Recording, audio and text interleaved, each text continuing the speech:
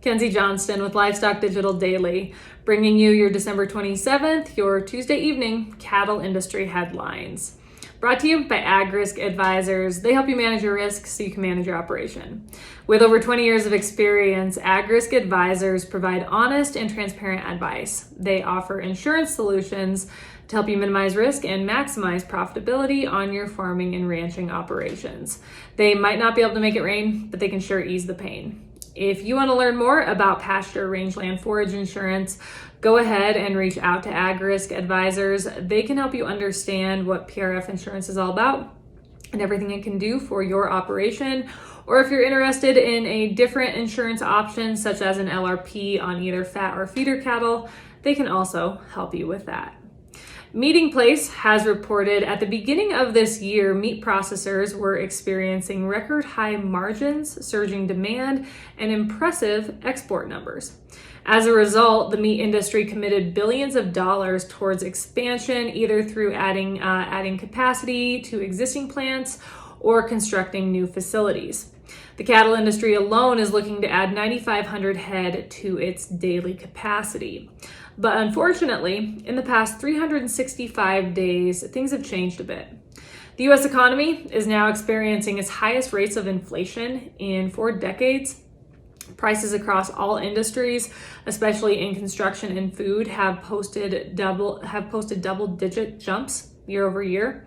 And the Fed, as we have all watched them do, they've increased interest rates to their steepest levels in 24 years in hopes of slowing inflation.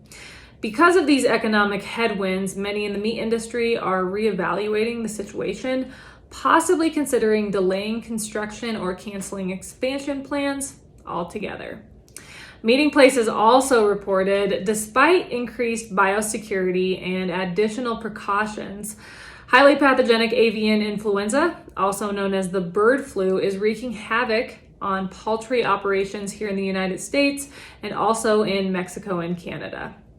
Over the past 2 days, USDA's Animal Plant and Health Inspection Service confirmed outbreaks in Colorado, Idaho, South Dakota, and Oregon. These outbreaks include a commercial turkey operation with almost 32,000 birds in Hanson County, South Dakota, and an outbreak at an egg-laying barn housing 239,700 hens in Colorado's Weld County. As it stands today, the bird flu has been confirmed in 708 commercial and backyard flocks in 47 states, impacting 57.69 million birds.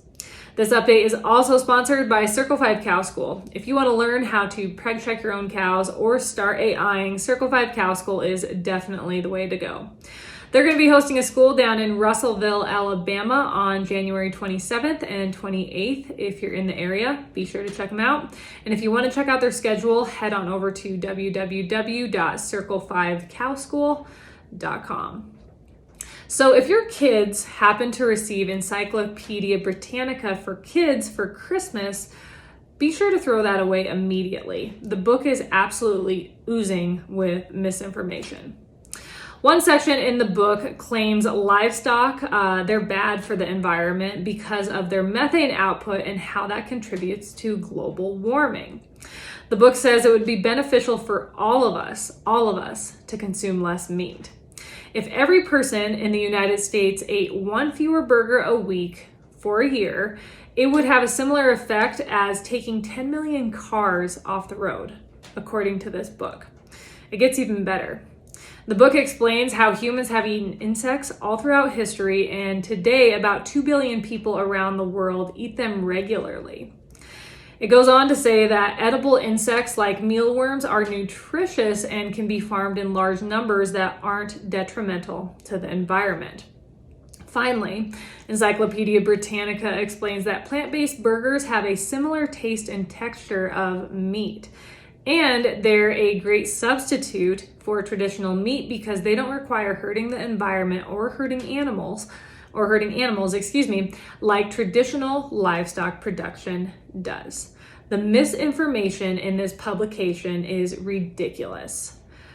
When it comes to eating insects, yeah, people have eaten insects all throughout history, And there's probably a few people around the world that eat insects today, but the reason they eat insects is because that's all they have. No one is sitting down at their table this evening thinking, let's eat some insects. They're nutritious, they taste great. No. You eat insects when there's nothing else, when you have to turn to insects to survive. That is the only situation. And then the claims about plant-based burgers being comparable to traditional meat, the whole thing, the whole publication is just full of information, and it is incredibly disappointing because, of course, as we all know, Encyclopedia Brittanica, it is a very well-known publication, but I think the fact that they are pushing this misinformation on our kids just shows the huge push to do away with agriculture. This update is also sponsored by Open Country, LLC. Dan McMartin has Bunning 380 and 780 manure spreaders on his lot, along with a full line of livestock equipment manufacturers, such as Filson, WW, Real Tough, Workweld, and Gallagher. All of his Gallagher products are 15% off. If he does not have what you're looking for, he can sure find it for you.